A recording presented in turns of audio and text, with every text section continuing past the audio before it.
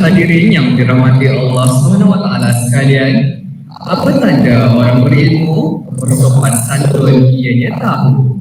Apa tanda orang terpuji, pantang baginya berlaku keji? Apa tanda orang beriman, sopan santun jadi pegangan? Apa tandanya Melayu yang bijak, imannya kukuh, adatnya tegak?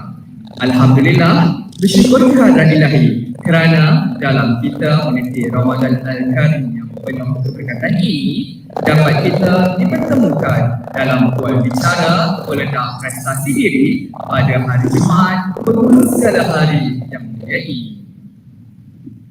Alhamdulillah, kita berpeluang untuk bersama tetamu jemputan kita pada pagi ini, tokoh agama yang tidak asing lagi di negara kita, iaitu yang berbahagia Sahibul Fadilah Datuk Badri Shah bin Alamuddin.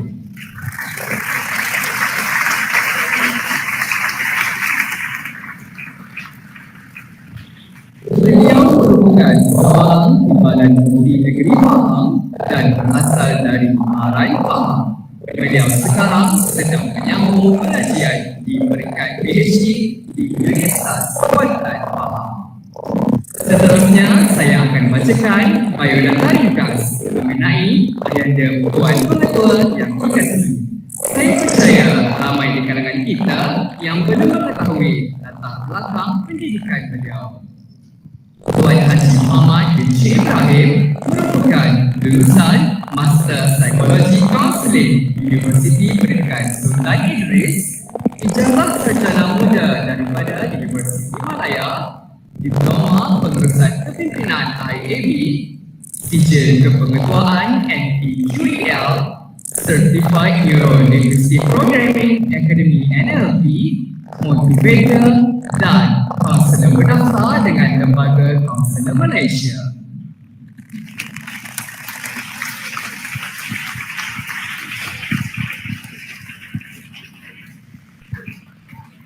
Sedangkan kita kena terima hakikat zaman sentiasa berubah.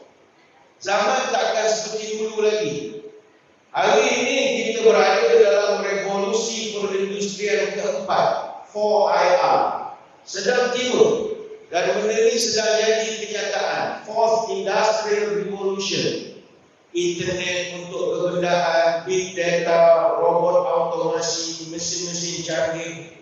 Dan dunia sekarang bergerak ke arah masyarakat 5.0 atau dikenali sebagai smart society ataupun intelligent society. Maka kalau smart, dia sekarang menyiapkan generasi untuk berhadapan dengan zaman yang sangat berubah ini. Kami orang lama dah tak mampu kejar lagi sebab zaman Fourth Industrial Revolution ini begitu laju. Dia sekarang ini kalau kita tengok, teknologi ini berkembang setiap masa. Digitalisasi berlaku setiap hari. Orang yang menolak digitalisasi hari ini dia dikategorikan sebagai buta huruf. Dulu kita hanya ada visual literacy.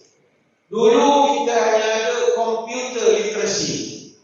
Dulu kita hanya ada information literacy. Maknanya orang yang dulu buta huruf tak kenal huruf A sampai Z. Kemudian ada orang buta komputer tak tahu benda satu. Ada orang buta teknologi, handphone memang tak kerti guna. Tapi sekarang dia panggil digital literacy.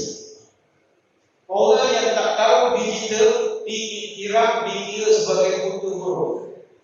Sebab itu sekolah smart sedang menyiapkan generasi ini. Cuma masalahnya itu, bila kita menyiapkan generasi muda ni sekarang, generasi ini pula tak sama dengan generasi kita. Sebab mereka ini adalah generasi platinum.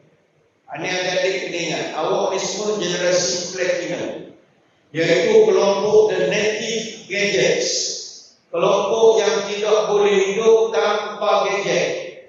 Generasi milenial ataupun generasi Y di Jabatan Perangkaan Malaysia, dia bahagikan rakyat kita ni pada beberapa kategori. Pertama, pre-baby boom, ini umur 65 tahun ke atas. Dalam sekolah kita ni tak ada lah yang umur ni. Dalam Malaysia kelompok ni 4% saja. Yang kedua, the baby boom. Ini sekolah kita adalah umur 47 sampai 64 tahun. Tapi total population 16% saja. Yang ketiga, the baby bust ataupun generasi X, umur 34 sampai 46 tahun. Ini populasinya 21% di negara kita. Kemudian ada the echo of baby boom ataupun generasi Y, umur 13 sampai 33 tahun. Ini 21% daripada rakyat kita. Dan sekarang ada generasi next ataupun Gen Z, umurnya sampai 12 tahun. Ini ada 38%. Generasi milenial ini terkenal dengan beberapa sifat.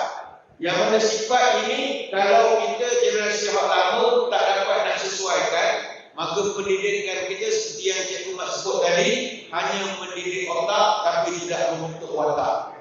Sebab generasi Y ini pertama sifat mereka berfikiran di luar otak. Mereka sentiasa think out of box. Pintu tu dah boleh tolak, dia tarik juga. Tak kerti bahasa lah, bahasa mudahnya tak kerti bahasa. Dah tulis besar-besar, push, dia pull juga sebab dia nak cabar. Think out of box. Yang kedua, generasi ini adalah generasi yang bebas bersuara. Dia rasa nak komen, dia komen. Pak kata lagu budak-budak sekarang, aku like, aku suai. Apa aku suka, aku buat, aku lah. Musuh-musuh tak suka. Generasi ini juga generasi yang sangat celik teknologi, IT savvy. Kuat IT. Lepas itu kadang kita di rumah, ayah, mak, atuk, nenek, telefon tak berhenti saya guna. Mampu beli, tak berhenti guna. Boleh call, jawab boleh call, jawab mesej, jawab mesej. Tapi nak lebih daripada itu kita tak pandai. Nak send, kita tak kerti. Jadi kita memerlukan awak ni semua lah untuk nak membantu. Jadi kepada adik-adik sekalian, kami generasi lama ni nak membentuk awak generasi yang Y ni bukan senang. Sebab zaman kami tak sama dengan zaman kamu semua. Zaman kamu ni pula, kamu berhadapan dengan keadaan dunia yang begitu menakutkan. Sekarang ni orang mengatakan dunia sekarang berada pada zaman VUCA. V-U-C-A. Apakah VUCA? Pertama sekali huruf V, volatility. Volatility ni maknanya tidak stabil. Volatile, dia tidak stabil. Yang kedua, uncertainty, tidak pasti. Yang ketiga, complexity, rumit. Dan yang keempat, ambiguity, kabur-kabur. Jadi kita sedang berdepan persekitaran yang tidak menentu, persekitaran yang tidak jelas, persekitaran yang terlalu kompleks, terlalu banyak elemen dan juga boleh ubah yang perlu kita buat kiraan daripada sekarang. Kadang-kadang awak belajar tinggi-tinggi, belum tentu dapat kerja lagi. Belum tentu sebab zaman dah berubah. Dulu awak graduate saja 3-4 company sudah menunggu. Orang menunggu kita untuk keluar daripada pekerjaan.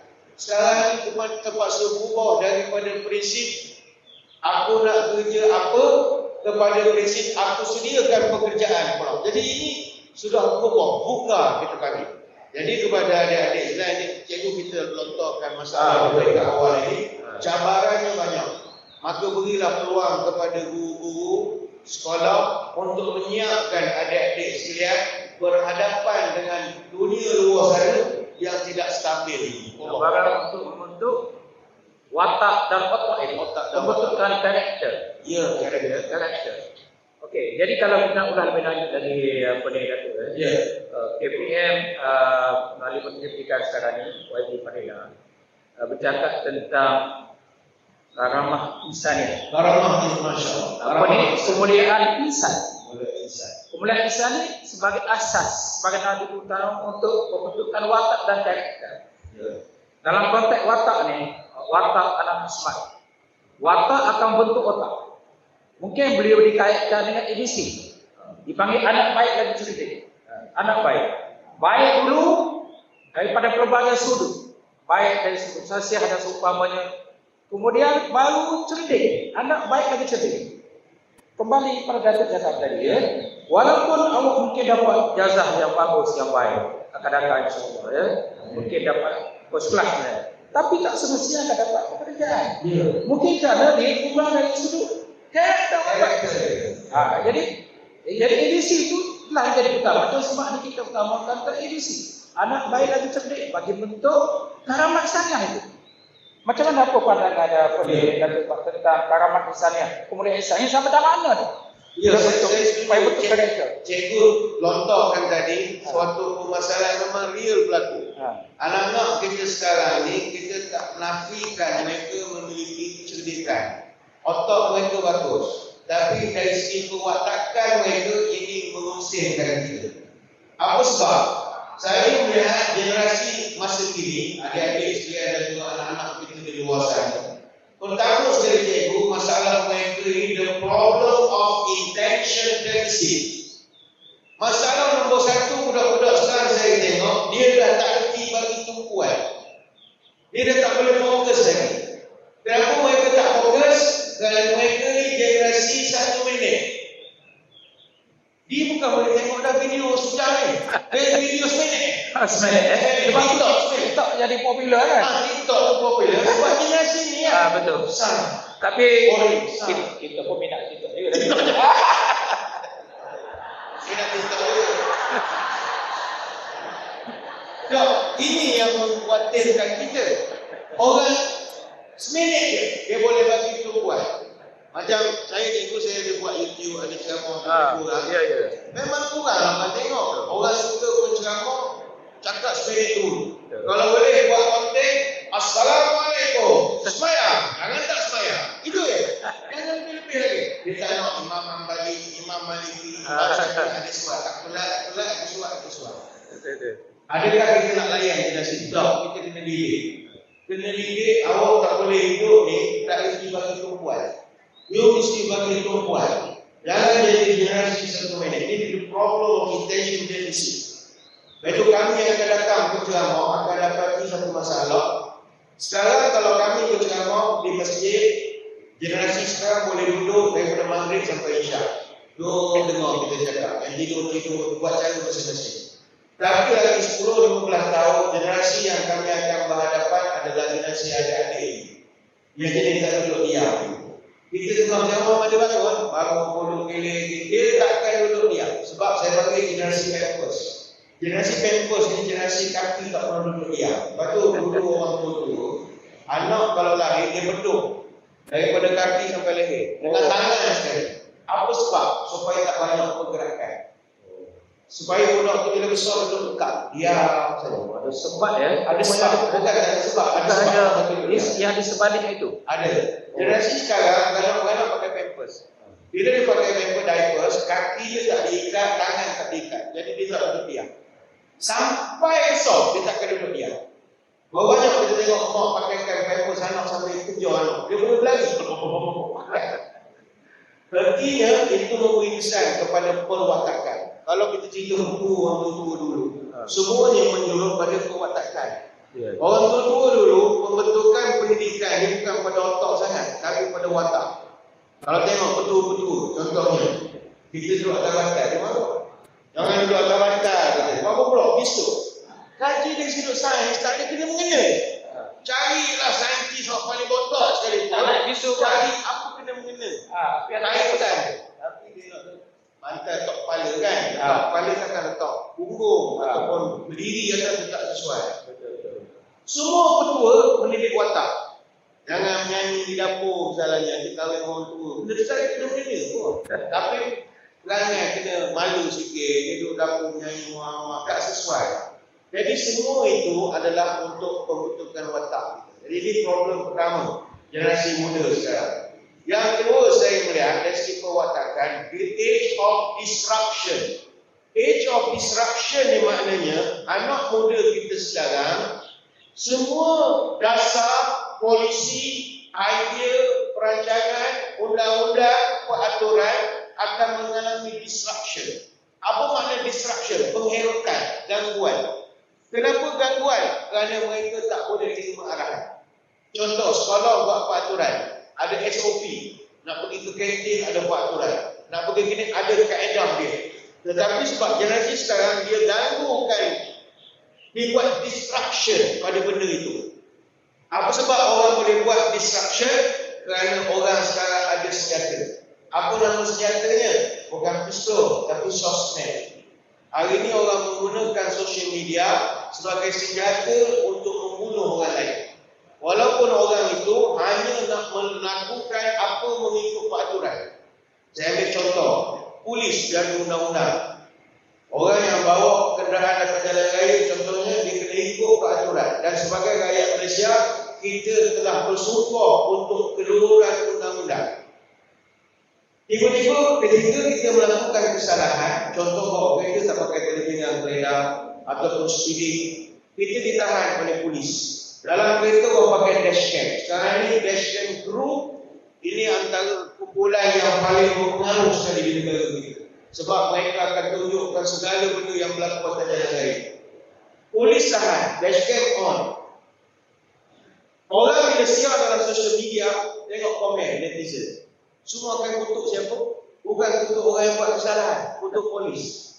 Oh, kira sangat polis, kira orang Bangladesh dia orang. Tak ada kena-mengena. Bangladesh lah, Nepal lah, warga asing lah, Madani lah. Tak ada kena-mengena dengan benda tu. Sebab it's of disruption. Orang tak boleh menerima peraturan. Dan mereka akan viralkan benda tu. Sekolah misalnya, dia ada undang-undang. Tapi ada pula anak kita ni ambil gambar misalnya, viralkan. Sedangkan itu undang-undang, peraturan. Dan kita bersumpah untuk taat pada peraturan. Itu generasi kita yang masalah yang kedua. Masalah yang ketiga adalah the crisis of authority. Anak muda kita sekarang, dia tak percaya pada siapa-siapa lagi. Dia tak percaya pada siapa-siapa lagi. Dia tak percaya pada polis, tak percaya pada ustaz, tak percaya kepada pengetua, tak percaya kepada kerajaan. Siapa pun jadi kerajaan, dia tak percaya. Dia tak tahu nak suruh Naruto siapa jadi kerajaan, saya pun tak tahu. Dia tak percaya semua orang. Semua dia tak percaya. Dia tidak lagi hormat orang tua. Dia tidak siapa yang dia hormat? Budak-budak macam sekarang. Dua yang paling dia hormat. Pertama sekali, Syekh Google nombor satu. Hormat sangat daripada Cik Google. Itu lebih hormat pada profesor Google. Lebih hormat daripada profesor dan cikgu sekali. Cikgu cakap pom. Dia sambil buka telefon. Ya dah. Dia boleh yedok ke kita. Dia buka Cik Google. Dia percaya dengan Syekh Al-Google. Syekh Al-Google. Bila percakapan kita bercanggah dengan mak Google-nya tu, cikgu susah. Ayah pay cikgu ni. Google itu adalah kepercayaan.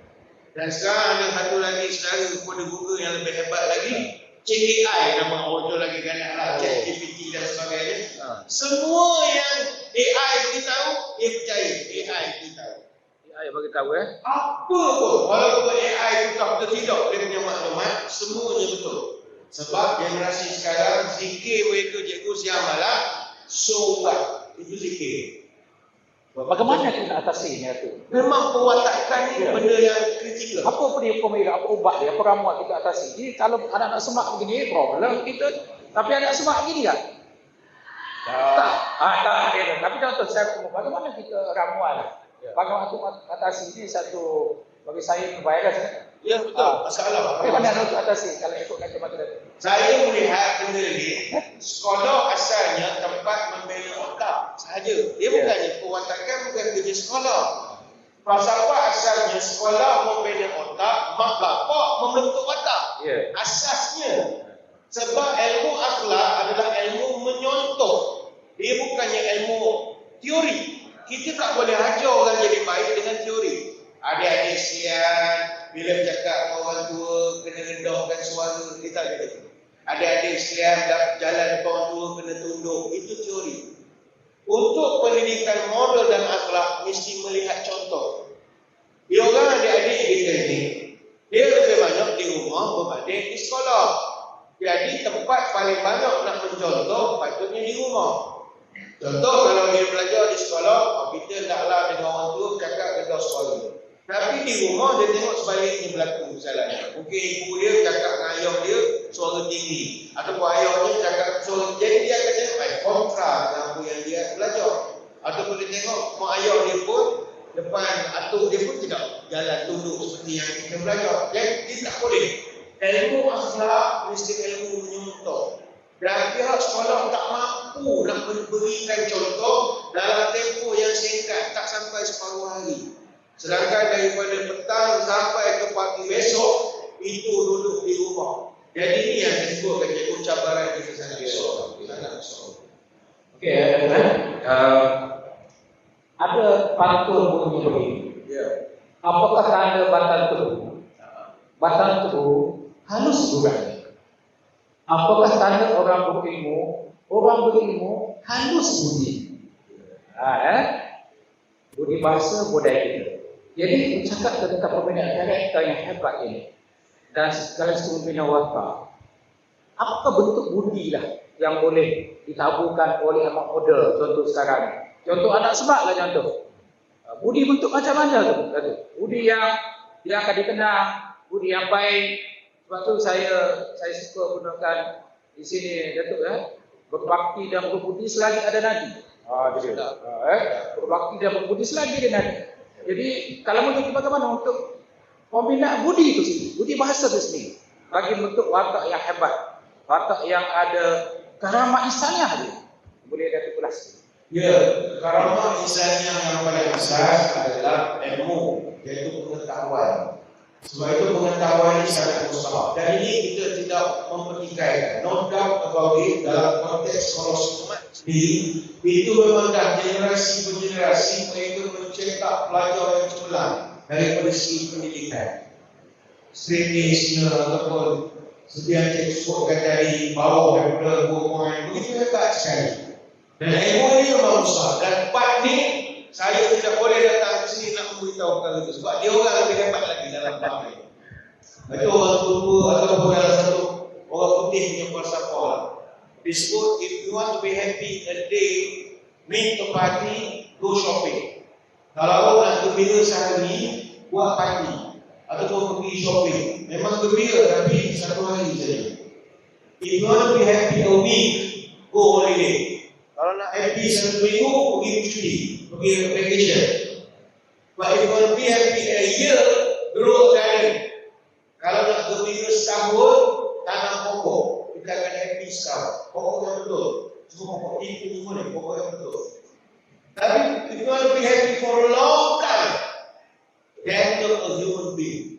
Tapi kalau kita nak gembira seumur hidup, bangunkan potensi seorang manusia.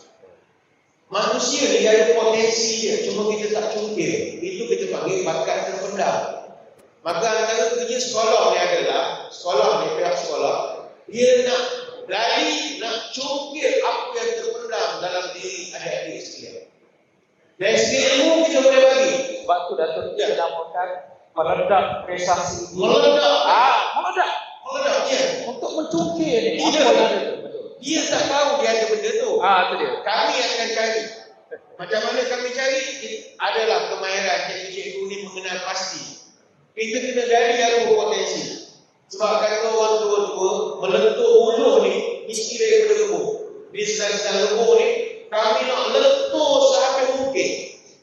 Sebab buluh ni sedang lembu baik dipatah. Kalau melepuh boleh terluka jarinya. Jadi kita sedang menggali potensi. Kalau anak tidak dilatih, kalau besar mak bapaknya letih. Dengan anak janganlah alkohol supaya malu tidak menimpa. Dengan anak jangan banyak suka, kerana itu tanda hampir luka. Supaya anak menjadi orang, tunjuk ajar jangan kurang. Supaya anak menjadi manusia, ditunjuk diajar sampai daya. Supaya anak hidup selamat, ditunjuk diajar sepenuh minat. Supaya anak tidak terlantar, kecilnya dididik, besarnya diajar. Kecil dididik, besarnya diajar. Apa yang nak dididik? Apa yang nak diajar? Kata orang tua, anak dididik pada yang baik, diajar pada yang benar, ditunjuk pada yang elok, diasuh supaya senonoh, diasah supaya menangkap, dicanai supaya pandai, dituntun supaya santun. Itu kerja kita. Anak-anak ni dia tak tahu dia ada kebaikan dia dalam. Sebab cikgu macam zaman kita dulu lah. Kadang ada kawan-kawan kita masa sekolah ni rumah-rumah je. Saya mungkin lepas SPM masa kita universiti, potensi kepimpinan yang Betul. Nampak betul. orang Masa sekolah apa? Diam. betul. Itu jadi pimpinan mahasiswa. Kita tak ada jangka. Jadi adik-adik kena berikan peluang habisan kepada pihak pengurusan sekolah, terutama pengetua. Ini pengetua ni berpengalaman luas ni. Ini top motivator ni antara orang yang boleh menggali potensi orang. Jadi adik-adik kena bangga lah duduk di bawah seorang motivator, orang yang boleh mengubah watak kita, insyaAllah. Mungkin selama ini sekolah smart dipimpin oleh orang yang membentuk otak, pembangunan akademik dan sebagainya. Tiba masanya kita nak membentuk jati diri pula. Dan untuk membentuk jati diri bukannya senang. Sebab itu orang panggil jati diri, pokok jati. Pokok jati ni ada rahsia, jati diri. Bertahan, ada daya tahan. Dan nak nebang ni bukan senang. Ya, betul. Tapi orang lain untuk jadi pokok jati ni, orang kata macam mana? Kalau memilih tempat mandi, pertama telur, kedua pantai. Kalau menjadi pelajar besari ataupun insan besari, pertama elok, kedua pandai. Kalau elok pandai tu, jadi macam pokok jati. Pokok jati. Okey Datuk Okey, ini lebih kurang seronok alhamdulillah bersama Datuk dalam siri yang pusingan pertama ni. Kita masa bakal terhad sekarang ni Datuk, kita bagi ruang kepada anak kita bertanya. Sila. Kan? Anak muda ni yang nak tunjuk keyakinan diri, keberanian diri, anak nak serat. Rasa mungkin ada soalan-soalan yang boleh utarakan. Okey, saya rasa soalan pertama mungkin boleh utarakan pada Datuk lah contoh. Okey? Silakan anak-anak. Ada soalan untuk bertanya. Soalan-soalan cukup mas. Bukan senang kita berjumpa dengan tokoh hebat ni. Ada? Ada. Oi. Soalan untuk Datuk Bat. Hebat. Kita boleh temukan. Ini anak-anak hebat. Okey, silakan. Selamat pagi, saya ucapkan kepada semua guru dan rakan-rakan sekalian. Apa khabar bersama dan tuan penonton sihat? Alhamdulillah. Cuma dah agak sikit. Terima kasih kerana memberikan saya peluang untuk bertanyakan soalan. Saya inquiry dari kelas alam sains sosial 1, SEM 2. Baik, tuan penonton, saya ada satu soalan yang ingin saya tanyakan. Ya. Tuan penonton, apakah pendapat tuan penonton tentang cara-cara menggambarkan konsep anak baik dan cerdik dalam memantapkan prestasi di belajar? Sekian, terima kasih. Okey. Soalan ini sudah tu. Anak baik dan cerdik. Bila tanya strategi itu, Strategi itu kan anak lagi cerdik kan? mana nak bawa? Itulah sebab tu saya kata tadi untuk yang di ABC ni macam pantun tadi lah. Kalau pilih tempat mandi, pertama kedua pantai. Kalau jadi insan bestari, pertama elok, kedua pandai. Ini mesti seimbang. Duniawi dan ukhrawi. Elok dulu. Elok dan pandai. Anak semak ni mesti elok. Perilakunya yang awak tahu. Dan pandai. Mesti dapat GPS yang bagus, perilaku sekolah yang bagus. Sama ada peringkat SPM ataupun SPPM. Dulu kita dapat 1.97 SPM. Pada tahun lepas, tahun ni kita target Datuk 1.76 insyaAllah. InsyaAllah. Dan kalau kita bukti, dan kita ada anak-anak yang dapat banyak dapat A, muncul sebagai anak yang berminat kelas pertama, mampu bersaing di pasaran. Dan bila kembali, bila keluar daripada smart nanti pun boleh enggak masa divisi dan sebagainya. Jadi konsep anak baik dan cerdik itu pada pandangan saya ialah mesti ada keseimbangan. Jadi kalau di sini kalau kita latih otak saja Datuk, dia akan jadi macam yang rajin. Betul tak? Ibarat begitulah. Kalau kita memang dia dapat 10 A misalnya di SPM, berlebih ilmu nanti gagal. Mungkin dia kalah pada pada 5 A saja sebab dia tak ada skillnya, kemahirannya dan sebagainya. Kita contoh.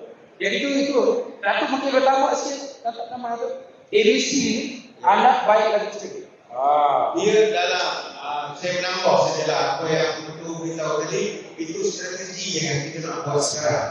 Dan saya setuju sebab kalau kita melihat kepada display menuntut ilmu yang di garis bawah oleh para ulama, yang rakan-rakan yang non-Muslim boleh share lah, sebab ni international values. Dia orang akan meletakkan pembentukan watak mendahului otak. Dia terbalik dengan kita. Watak Baru otak. baru watak. Maknanya adab dulu. Ada sebelum ilmu. Okey. Adab tu dia menjadi salah satu inti di dalam ajaran Islam. Sebab itu kita lihat para salafus saleh mereka susun kitab-kitab yang bahas tentang adab dulu. Imam Al-Bukhari dalam sahihnya menyusun lebih daripada 250 hadis tentang adab. Dia juga tulis khusus tentang adab. Satu kitab dipanggil kitab Al-Adabul Mufrad. Itu juga Imam Abu Daud, murid kepada Imam Bukhari, dia susun 500 hadis tentang adab dalam sunan dia. Ibnu Hibban, misalnya lagi, dia menyusun lebih daripada 670 hadis tentang adab. Kitab ulama tentang adab itu begitu banyak. Al-Adabun Nawawi karya Al-Baihaqi, Al-Adabul Syar'i ataupun Syariah karya Ibnu Muflih Al-Hambali, kitab Akhlaqul Ulama karya Imam Abu Bakar Muhammad Al-Ajuri, dan banyak lagi kitab-kitab yang lain. Sehingga kan Imam Malik dia pernah pesan kepada seorang pemuda Quraisy, ta'allamul adab qabla an tata'allamul ilmi. Belajar adab dulu sebelum kau belajar satu ilmu. Sehingga kan Imam Malik pernah cerita, ibu aku atau mak aku dulu pernah suruh aku pergi belajar agama dengan seorang ulama nama Rabi'ah bin Abi Abdurrahman. Dia seorang faqih terkenal di Madinah. Tapi aku pesan mak aku, ta'allam min adabi qabla ilmi. Wahai Malik, mu belajar adab dulu sebelum mu belajar ilmu dengan dia. Kenapa para ulama mendahulukan belajar adab dulu sebelum belajar ilmu? Sebab bila adabi tafahmul ilmi, dengan adablah kita akan mudah memahami ilmu. Kata Ibn Mubarak, ni guru pada Imam Bukhari, ta'allamna al-adab 30 aman wa ta'allamna al-ilm 20. Kami dulu belajar adab saja 30 tahun. Dan kami belajar ilmu 20 tahun saja. Apa artinya? 20, ilmu 20. Ya, watak sangat Watak besar. satu. Watak sangat besar. No doubt about it. Nabi datang menyempurnakan akhlak. Bukan memang makarimul akhlak. Aku datang nak jadikan manusia itu berjubur, pandai molek. Sebab itu adab tak ada kompromi. Dia tanyalah kepada sekolah yang sangat sekali saya melihat menitik beratkan kepada para pelajar yang bukan sekadar dibina otaknya, tapi dibentuk wataknya. Kita tak nak pelajar-pelajar yang apa nama merasa pandai tapi tak pandai merasa. Kita tak nak begitu. Okey, terima kasih. Oh ya, menarik ya. Adab 30, ilmu 20. Oh betul ya. Ada penting adab itu. Betul lah tajuk kita ni. Mempunyai watak dan otak ya, sesuai itu Datuk ya. Okey, terima kasih kepada anda yang bertanya ya. Tadi keterangan atas sains tadi. Terima kasih. Okey, lagi soalan? Silakan. Oh, okey bagus. Bagus anak semak tu angkat tangan dah tu. Oi, ini contoh anak yang baik lagi sekali ini. Okey, silakan.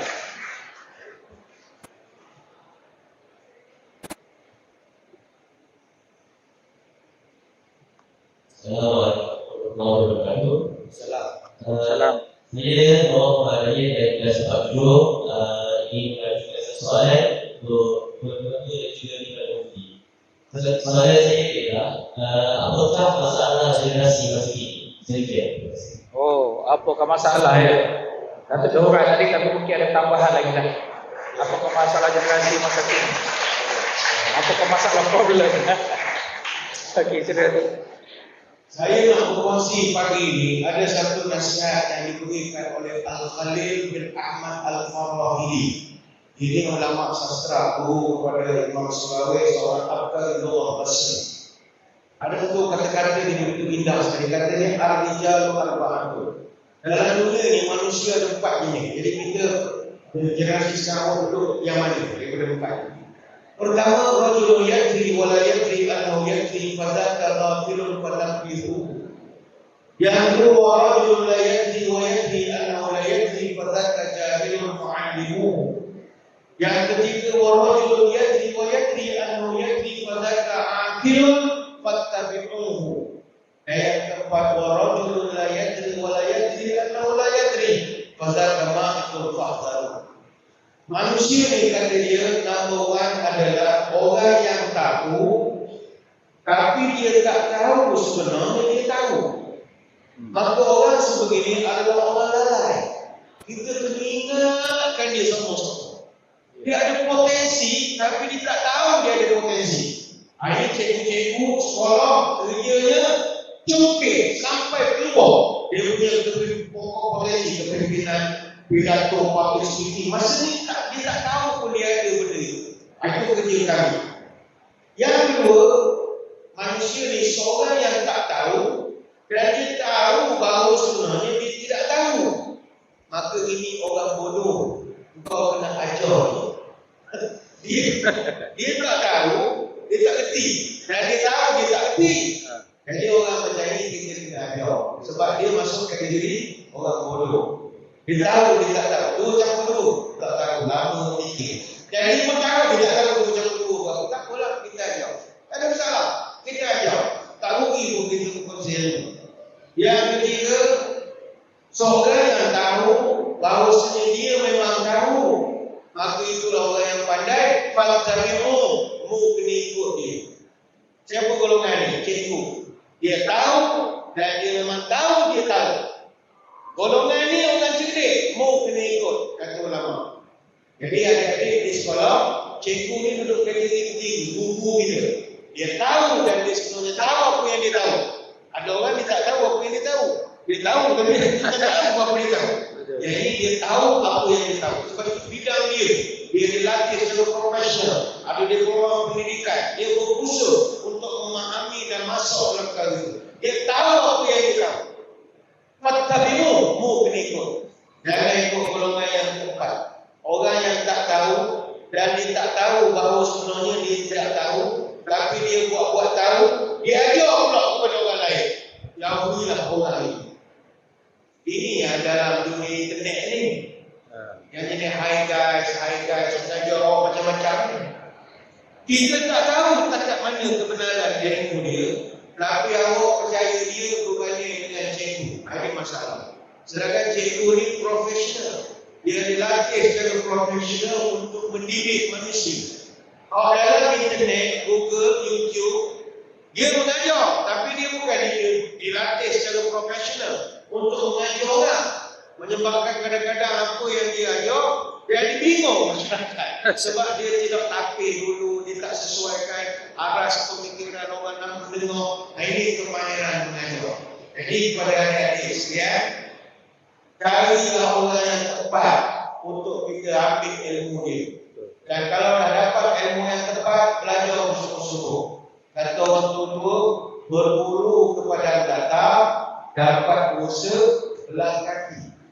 Berburu kepala ayam, bagai bunga, kembang tak jadi. Pantun ni falsafahnya tinggi. Apa sebab? Pertama disebut berburu kepada data. Apa makna berburu kepada data? Orang berburu tak pergi kepada data. Berburu ke mana? Hutan. Barulah dia binatang. Buru di pada data ni, buru di pada bola semat. Kalau pergi buru, bawa senjata betul-betul, pergi tengah padang. Ataupun pergi kelakor. Dekat Teluk Sebelah, pergi kelakor. Cari apa cik? Saya nak memburu haiwan. Haiwan apa atas padang data? Artinya awak memburu tu tak betul dah tempatnya. Jadi nak buru, cari buru yang betul. Jangan belajar oleh internet yang haigai ni tak tahu macam cerita. Berburu kepada data, apa awak dapat? Dapat juga binatang. Dia panggil usaha belang kaki. Usaha belang kaki ni binatang apa? Ini bahasa Melayu lama. Usaha belang kaki artinya belalang. Awak dapat belalang. Walaupun pakaian sambal rembo, peluru silang, buat balik belalang je tu. Artinya awak pergi sia-sia. Tak dapat apa-apa. Berburu kepala ajar. Kalau pergi belajar ilmu dengan orang yang tak berantak mari daripada mana, apa yang dapat? Bagai bunga kembang tak jadi. Bunga kalau tak berkembang, tak namakan bunga. Orang panggil rumput dengan daun. Bunga ni yang jadi lawa, kembang dia. Kalau dia pucuk begitu saja, dia sama macam daun saja. Jadi kepada adik-adik, dan salah pilih bunga. Oh, cantik betul. Oh, kantun ya, ada sampah kena ulah balik. Oh. Okey, itulah lebih kurang apa dia tu. Dan dalam proses belajar ni, anak-anak pohon jati tumbuh berjajar, jalan setapak menuju pasar. Dia baik susah di waktu belajar daripada susah di waktu besar. Itulah proses belajar kan ada tu tadi Jadi okey, kita pun dah ada masa dah ada agak terasa betul Okey, smart ni Datuk kita punya yang termaktub dalam rencana kita Tuan kata ialah ilmu esa besar. Smart hebat, ilmu esa besar. Okey. Jadi kita rasa kita banyak mengolah tentang ilmu tentang besar minat otak. Sekarang esa. Bagaimana esa mungkin dikaitkan dengan kasih sayang, simpati pada orang, membantu. Yang boleh menjadikan kita ni orang hebat. Bawa kita jadi pelengkap. Saya kira tu boleh ulas. Ya betul. Ihsan. Ada satu ihsan. Jibril kalau dia ihsan. Jibril alaihissalam dia pernah datang kepada Nabi bertanya 3 soalan. Dia tanya kepada Nabi soalan pertama, apa itu iman? Nabi menjawablah iman yang perkara itu. Yang kedua dia tanya kepada Nabi apa itu Islam. Nabi sebutlah 5 perkara. Yang ketiga sebelum dibalik dia tanya apa itu ihsan. Ihsan yang dijawab adalah kau menyembah Allah sebab kau melihat dia, kalau kau tak melihat dia maka dia melihat kau. Banyak huraian. Daripada riwayat ini kata ulama memberi satu pelajaran, bukan semua orang Islam itu beriman. Bukan semua orang Islam itu beriman. Kita semua ni ada yang Muslim, semua kita ni Muslim. Tapi adakah kita mukmin? Belum tentu. Sebab orang beriman ada syarat dia. Syarat yang paling basic, kepercayaan, trust.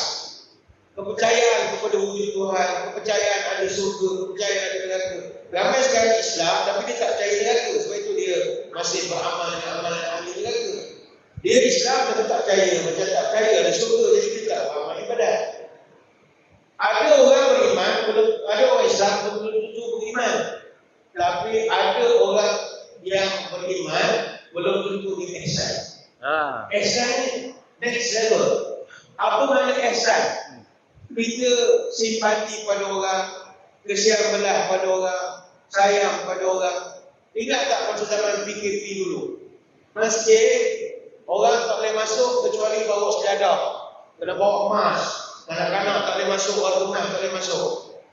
Masjid ni institusi orang beriman. Yang jadi KJK, pegawai semua orang beriman insyaAllah. Tapi ada tak kita dapat pengalaman? Walaupun dalam masjid ramai orang beriman, tak ramai orang masjid yang ihsan, tak ramai.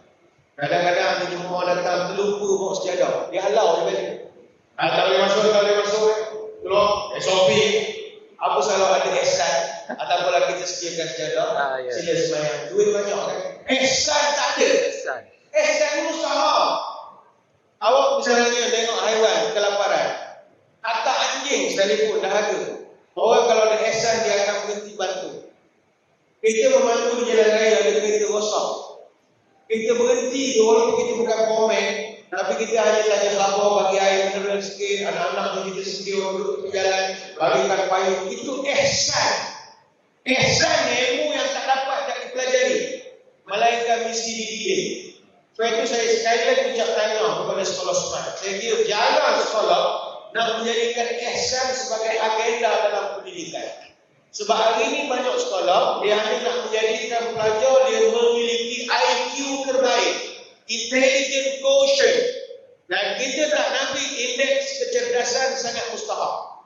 Sebab orang jabatan pendidikan, Kementerian Pendidikan dia ukur tingkat kepandaian ni dengan IQ berapa. Kalau sekolah itu universiti, GPA dan sebagainya, itu kita hormati dan itu mana bahasanya terlalu luar, adakah bagus atau tidak. Tapi intelligent quotient bukan segala-galanya. Dalam nak menjadikan seorang manusia itu, kemenjadiannya adalah bukan sekadar IQ, Kerana manusia ini untuk dia cemerlang, IQ ni cuma 20% saja. Lagi 80% adalah EQ.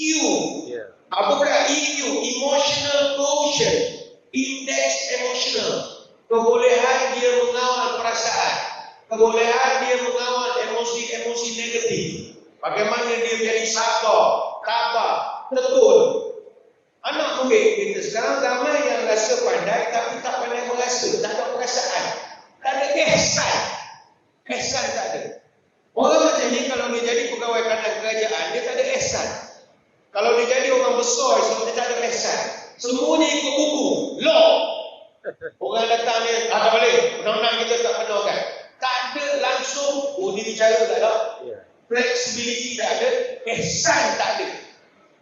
Memang taat kepada arahan tu kita tak nafikan, tapi ada masa manusiawi.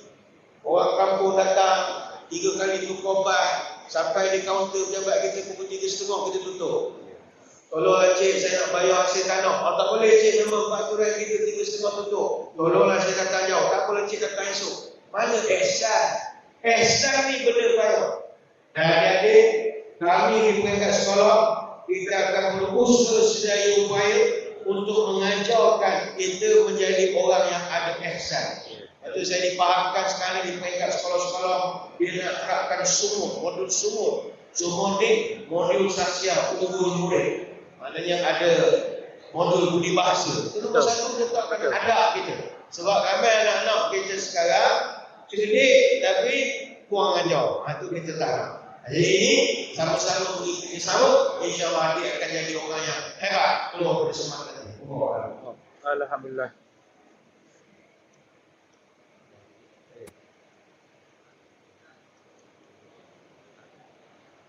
Okey, alhamdulillah. Menarik pembahasan dari Datuk. Kita kali kumas senang panjang lagi Datuk ni tapi apakah daya depan itu kita ada lagi pelajaran Tapi masa ni sangat tinggilah sepanjang kita mengupas itu memperkasa ilmu kita pada pagi ini. Terima kasih banyak kepada orang hebat kita, saya Fadilah Datuk Haji Ustaz Laudin. Terima kasih banyak yang menyantuni dan juga mengupas tajuk yang sangat penting, iaitu seman hebat membina watak dan otak ini. Jadi terima kasihlah kami daripada warga Semak kepada Datuk. Kita beri tepuk tangan yang hebat kepada Datuk Haji juga kita. Satu pembahasan hebat yang menarik dan anak-anak kita boleh ikuti lagi apa ni kita punya ulang kita lagi YouTube kita. Dan juga kita masuk ke maya pun boleh melihat secara langsung dalam YouTube kita. Datuk, kami doakan semoga Datuk Allah berkati kepada Datuk. Amin, amin. Allah hidup bahagia, anak cucu dan sebagainya, dan boleh berbakti dan berbudi untuk menyebar dakwah ni, menyebar dakwah yang dalam posisi sebagai imam mufti. Dan insyaAllah semoga-moga tidak sedih di tempat dapat insyaAllah. Ini contoh anak semua, contoh anak muda. Dalam usia muda menjawab jawatan yang pertama, imam mufti dari Pahang. Kemudian muncul sebagai seorang pendakwah, seorang motivator yang hebat yang banyak kita lihat dalam YouTube macam-macam lah. Semua kenal Datuk Haji Bahdi. Itu contoh, sepatutnya ini jadi model. Antara cara untuk menjadi orang hebat, kita menjadi seseorang itu sebagai ikon kita, sebagai simbol kita, sebagai yang patut, model yang patut kita ikuti, yang ada di depan kita hari ini. Jadi terima kasih banyak. InsyaAllah Datuk, insyaAllah kita jumpa lagi. Datuk, apabila dimuliakan selamat tumbuh di utama. Kalau nggak budi, junjungan kasih, mesra kenangan sepanjang zaman. Terima kasih banyak.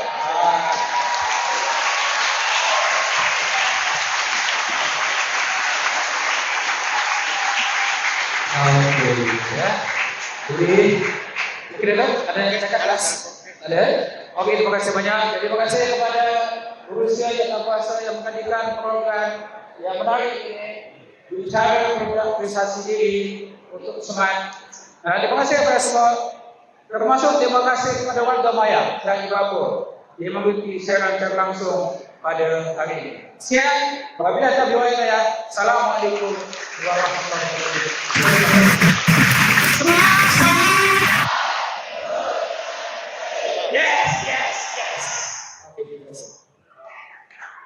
Masih seragamkan ucapan kebanggaan dan terima kasih kepada yang berbahagia Ibu Fadilah Haji Manisha Alauddin dan Tuan Pertua sesi berbicara itu tadi. Semoga segala perkongsian yang bermanfaat itu tadi dapat sama-sama kita terjemahkan dalam pikiran kita sebagai seorang pelajar smart.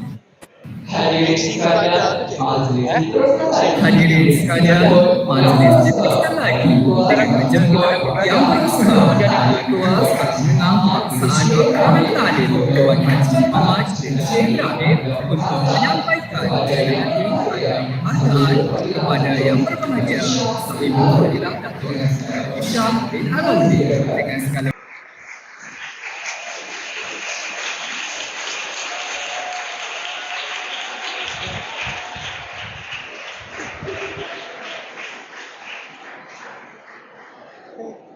Okey, kita gambar daripada atas Al-Fatihah Abang Nuri. Lihat gambar atas dia. Itu bawah Itu bawah.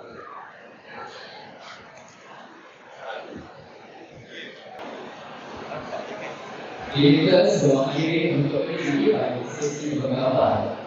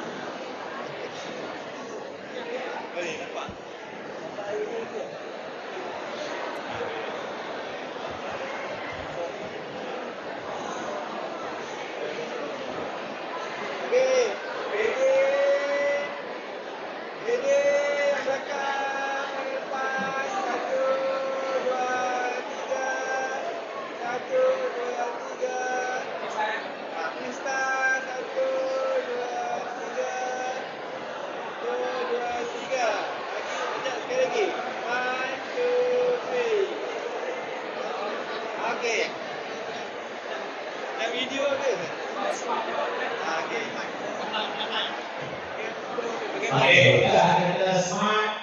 Awak teruskan kelas dulu. Okey, video. Video. Ready semua. Ready? 1, 2, 3. Smart.